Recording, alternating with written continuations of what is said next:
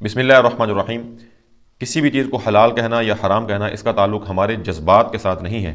کہ کوئی چیز ہمارے جذبات کے مطابق ہمیں اچھی لگے تو ہم اس کو حلال کہہ دیں، اور اگر ہماری رائے کے مطابق ہمارے جذبات کے مطابق وہ ہمیں اچھی نہ لگے تو ہم اس کو حرام کہہ دیں۔ حلال اور حرام کا اختیار اللہ اور اللہ کے رسول صلی اللہ علیہ وسلم کے پاس ہے، لیکن بسا اوقات ہم حلال اور حرام کی بات کرتے ہوئے بڑے جری اور بے باک ہو جاتے ہیں، بڑے بے خوف ہو جاتے ہیں، اور بڑی جرت کے ساتھ اپنی رائے کی بنیاد پہ کسی چیز کو حلال اور حرام ٹھہرانا شروع کر دیتے ہیں، جو کہ بڑا طبیعی اور بہت بڑا جرم ہے، خطرناک جرم ہے۔ اس سے اوائڈ کرنا چاہیے۔ خام خواہ ہر معاملے میں اپنی رائے دینا یا اس کو مسلط کرنا، وہ بھی اپنے جذبات یا اپنے رائے کی بنیاد پہ، اس سے گریز اور احتیاط کرنا چاہیے۔ بہت سارے لوگ انگوٹھی کے معاملے میں، یعنی کہ انگوٹھی پہننے کے معاملے میں ان کی یہ رائے ہوتی ہے، یا بہت سے لوگوں سے میں نے بھی سنا، اب طور مثال میں نے یہ بائیں ہاتھ میں انگوٹھی پہنی ہوئی ہے، بعض لوگوں نے مجھے کہا کہ لو جی آپ نے بائیں ہاتھ میں انگوٹھی پہنی ہوئی ہے، یہ حرام ہے، بائیں ہاتھ میں انگوٹھی نہیں پہننی چاہیے۔ میں نے ان کو قائل کرنے کی بھی کوشش کی کہ اس میں مسئلے والی بات نہیں ہے، اللہ کے نبی صلی اللہ علیہ وسلم سے ثابت ہے، صحابہ کرام سے ثابت ہے، اس میں کوئی ایسی قباحت نہیں ہے، آپ نے کراہت کی بات بھی نہیں، آپ نے تو ڈائریکٹ جو ہے وہ حرام کی اور جو ہے ممنوع کی بات کر دی، جبکہ اللہ کے نبی صلی اللہ علیہ وسلم سے بائیں ہاتھ میں انگوٹھی پہننا ثابت ہے۔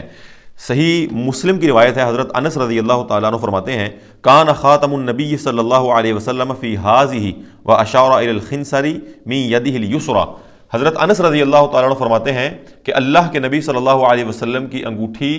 اس انگلی میں تھی۔ آگے وضاحت آتی ہے واشار الی الخنصر، انہوں نے اپنی خنصر کی طرف، یعنی کہ چھوٹی انگلی کی طرف اشارہ کیا، من یدہ الیسری، اپنے بائیں ہاتھ کی، بائیں ہاتھ کی چھوٹی انگلی کی طرف اشارہ کیا کہ اللہ کے نبی صلی اللہ علیہ وسلم کی انگوٹھی جو ہے وہ اس انگلی کے اندر تھی۔ ہو سکتا ہے انہوں نے کسی موقع پہ دیکھی ہو اور انہوں نے آگے بیان کر دیا ہو۔ ظاہر بات ہے کہ صحابی اللہ کے نبی صلی اللہ علیہ وسلم کی طرف کوئی ایسی بات منسوب نہیں کر سکتے جو بات انہوں نے اللہ کے نبی صلی اللہ علیہ وسلم کے اندر نہ دیکھی ہو۔ بھئی جب ایک چیز اللہ کے نبی سے ثابت ہے پھر اس کو حرام کہہ دینا،